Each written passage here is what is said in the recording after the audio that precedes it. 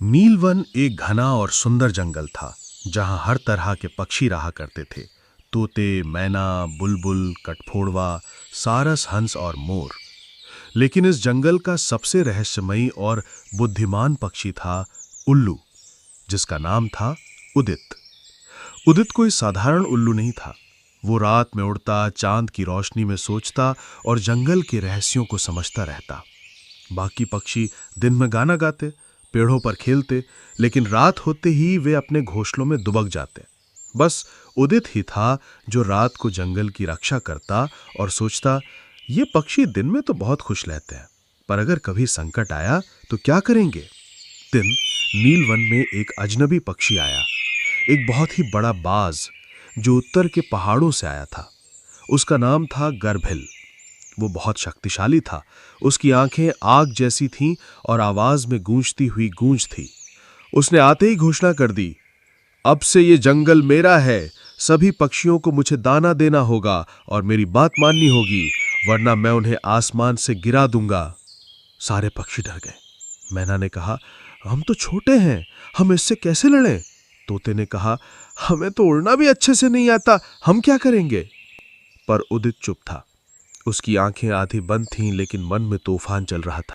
एक रात जब सब पक्षी अपने अपने घोंसलों में थे, उदित पेड़ की सबसे ऊंची डाल पर बैठा चांद को देख रहा था।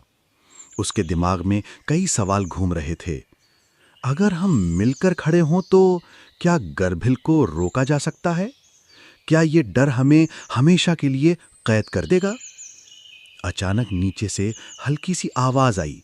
ये चिड़िया चिन्नू थी, जो सबसे छोटी और तेज उड़ने वाली पक्षी थी। उसने धीमे स्वर में कहा, उदित भैया, क्या हम कुछ कर सकते हैं? मैं गर्भिल को आते जाते देखती हूं, उसका एक पंजा थोड़ा कमजोर है। उदित की आंखें चमक उठीं। कमजोरी ही जीत की कुंजी होती है चिन्नू, उसने कहा, पर हमें अकेले नहीं, सबके साथ मिलकर लड़ना होगा। अगली रात उदित ने जंगल के सभी पक्षियों को बुलाया। तोते, मैना, बुलबुल, कठफोड़वा, सारस, हंस, मोर और चिन्नू। गर्भिल को हराना ताकत से नहीं, चाल से होगा, उदित ने समझाया। हम उसके घमंड को हथियार बनाएंगे। योजना ये बनी कि जब गर्भिल सुबह आएगा तो सारे पक्षी अलग अलग दिशाओं में उड़कर उसका ध्यान भटकाएंगे। कठफोड़वा उसकी उड़ान में बाधा डालेंगे, तोते और मैना ऊंची आवाज में शोर मचाएंगे और चिन्नो उस समय गर्भिल के पीछे जाकर उसके कमजोर पंजे पर वार करेगी। सबको डर था, पर उदित की आवाज में एक अजीब सा भरोसा था। अगर हम आज खड़े नहीं हुए तो कल हमारा आकाश भी नहीं रहेगा, उसने कहा। अगली सुबह गर्भिल आया। उसकी आंखें लाल थीं और पंख सूरज की रोशनी में चमक रहे थे। कहाँ है मेरा खाना? उसने गरज कर पूछा। पर आज जंगल चुप नहीं था। तोते पेड़ों से निकलकर चीखने लगे, कभी नहीं। मैना ऊंची उड़ान भरकर उसके सामने मंडराने लगी। बुलबुल ऊपर से नीचे झपटकर उसका ध्यान खींचने लगी। गर्भिल पुस्से में पंख फड़फड़ाने लगा। तभी कठफोड़वा उसके करीब आकर उसकी पूंछ के पंखों पर तेज चोंच मारने लगे। गर्भिल बौखला गया। वो ऊपर उड़ने की कोशिश की और ठीक उसी समय चिन्नू पीछे से आई और उसके कमजोर टांग पर पूरी ताकत से चोंच मार दी। गर्भिल दर्द से चीखा और नीचे गिरने लगा। वो संभलते हुए बोला, ये तो तुम सबकी गलती है, मैं वापस आऊंगा, और दूर पहाड़ों की तरफ उड़ गया। सारे पक्षी खुशी से चहचहाने लगे, लेकिन उदित ने कहा, ये जीत नहीं, बस शुरुआत है।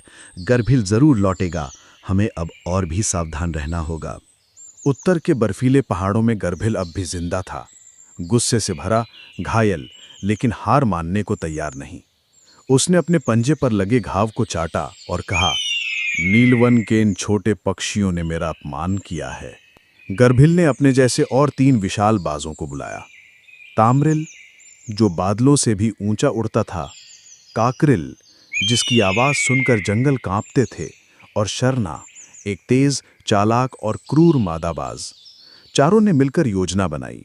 हम धीरे धीरे हमला करेंगे, पहले डर फैलाएंगे, फिर अलग अलग हिस्सों में जंगल को तोड़ेंगे और अंत में पूरे नीलवन पर कब्जा कर लेंगे। अगले कुछ दिनों में नीलवन में अजीब घटनाएं शुरू हो गईं। कहीं अचानक अंडे गायब हो जाते, किसी पक्षी का घोंसला रातों रात बिखर जाता और कभी-कभी आसमान से डरावनी चीखें आती। मैना कांपते हुए बोली, उदित भैया, क्या गर्भिल लौट आया है? उदित ने धीरे से सिर हिलाया। हाँ, लेकिन अब वो अकेला नहीं है। हमें पहले से भी ज्यादा समझदारी से काम लेना होगा। तीसरे दिन सुबह काकरिल ने पहला सीधा हमला किया। वो नीलवन के दक्षिणी हिस्से पर झपटा, जहां कटफोड़वे रहते थे। लेकिन जैसे ही उसे पेड़ों के बीच से उड़ना पड़ा, वो फंस गया। तोते और कटफोड़वों ने पहले ही वहां बांस के जैसे तेज डंठलों का जाल बुन दिया था। काकरिल बुरी तरह घायल होकर भाग निकला। दूसरे दिन शरना ने चिन्नू पर झपट्टा मारा, लेकिन चिन्नू इतनी तेज थी कि वो उसे ऊंचे बेलों की भूल भुलैया में खींच ले गई, जहां शरना रास्ता भूल गई और झाड़ियों से टकराकर जमीन पर गिर गई। तीसरे दिन तामरिल ऊपर से जंगल में आग की छाया डालने की कोशिश कर रहा था, लेकिन हंसों ने तालाब से पानी उछाल उछाल कर उसकी उड़ान भटका दी। अब गर्भिल खुद उतरा। गर्भिल जमीन पर गिरा, चोट खाई, लेकिन वो अब भी जिंदा था। गर्भिल ने जमीन पर लेटे लेटे कहा, उदित, तू बहुत चालाक है, लेकिन ये जंगल मेरी ताकत के लिए नहीं बना।